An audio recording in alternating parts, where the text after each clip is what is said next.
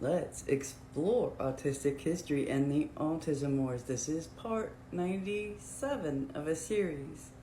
Alright, I'm going to break format here just a little bit and share with you an article I wrote and was published in national syndication back in 2008, April 2008. And at the time, I did not understand how pivotal this was, because at the time I wrote this, learning to accept my autistic son was the same exact month and year that Jenny McCarthy came out speaking about recovering her son from environment toxins and all that jazz, and that is on the autism front connected to Bernard Rimland. But we will get into that going forward here in the future. But what I wanted to share is that I am autistic.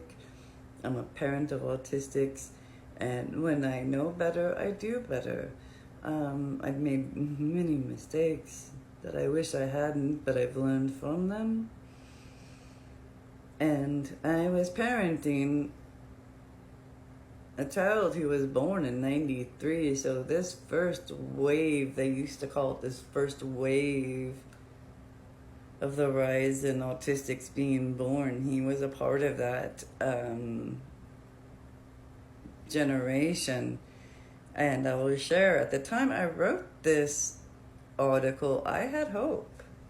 I had hope for a better future for my children. I also did not understand autism very well in terms of myself, because I had just gotten my very, very, very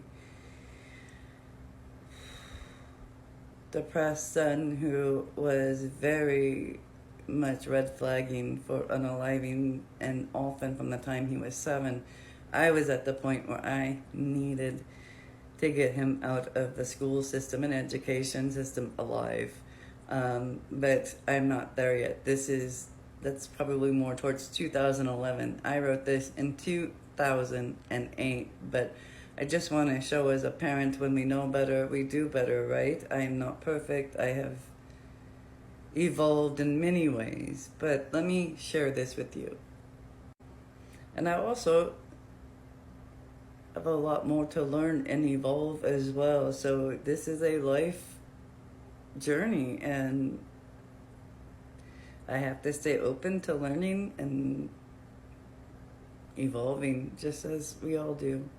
And this was originally posted April 17, 2008, and it says here, "My son was born after midnight during the cooler days of May, before the Central Valley could blaze triple-digit temperatures. The delivery room was packed full of people, the doctor, several nurses, my husband at that time.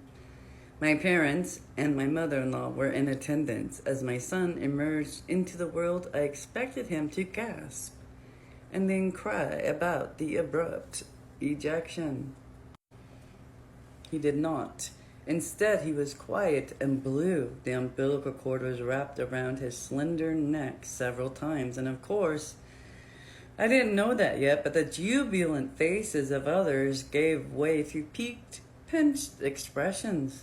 When I asked what was wrong, the response was nothing. Everything's okay. It's okay. The reassurances scared me. I was only 20 years old, but already I knew people lied when things were really, really wrong. Did I not push hard enough or fast enough? The doctor had yelled at me to stay focused, but I kept passing out. He had to assist the delivery with a vacuum device. Before I could convince myself my baby wasn't coming home, he cried. Once assured my son would keep breathing, the doctor plopped him on my belly. When his skin touched mine, I panicked. My stomach felt slippery as satin sheets on a waterbed. The baby was going to shoot right off and smack the floor. I grabbed onto him and asked for a blanket, something, anything to give some traction.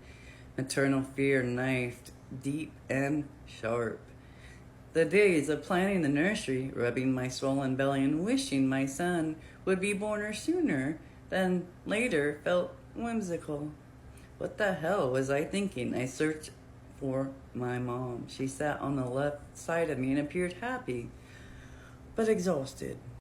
Mom, I felt shaky. I can't do this. I shan't. I wanted her to hug me and tell me it was going to be okay. I wanted to be reassured.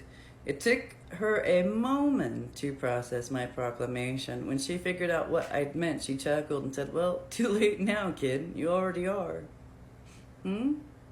What? Before I could say anything more, the nurse brought over a blanket. I wrapped it around Jared's mottled pink and white body.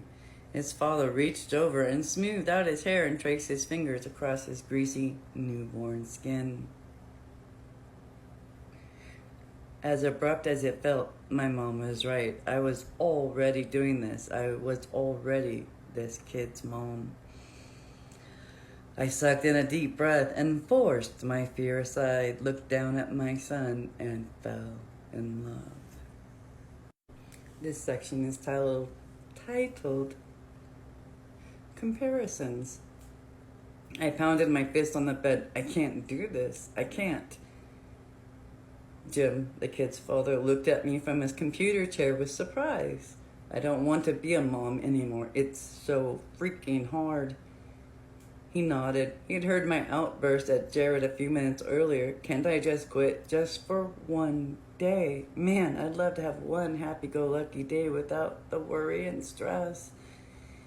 Maybe someone could conk me in my head so I'd forget my obligations. I just needed to release the fear that constantly gnawed at my gut.